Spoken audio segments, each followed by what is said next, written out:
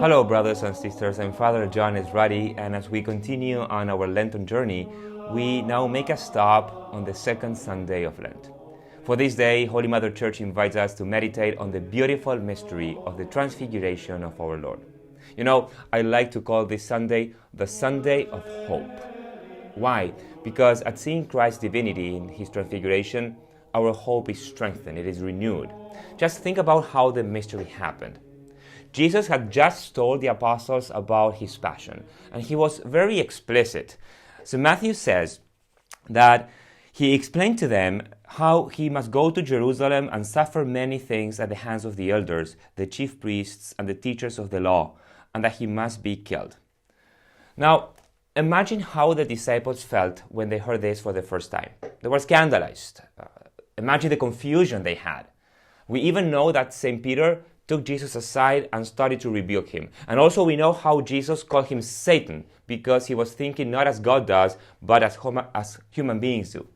Well, St. Matthew continues and says that after 6 days, Jesus took with Him Peter, James, and John, the brother of James, and led them up to a high mountain. And there He was transfigured before them. Now, St. Matthew explains even more. His face shone like the sun, and His garments became white as light. You know, knowing that the apostles were going to be scandalized at His passion, Jesus wanted them to see His divinity, so that they would remember it in those dark hours of the passion. Kind of saying, you guys will see me suffer, you will see how I'm going to be despised, tortured, and finally you will see me being killed and dying on a cross. But remember, I am God. You saw my glory. And this is the source of our hope. We also go through dark moments in our lives, moments of suffering, confusion, temptation. It is precisely in those moments when our faith seems to waver, when we need to raise our eyes, look at the transfigured Christ, and tell ourselves, He is God. Last week, we contemplated Jesus in the desert, being tempted by Satan.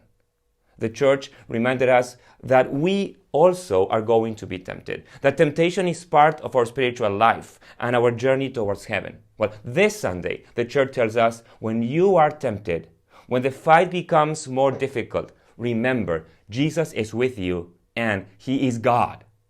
That's why the mystery of the Transfiguration gives us so much hope and strength in the spiritual battle.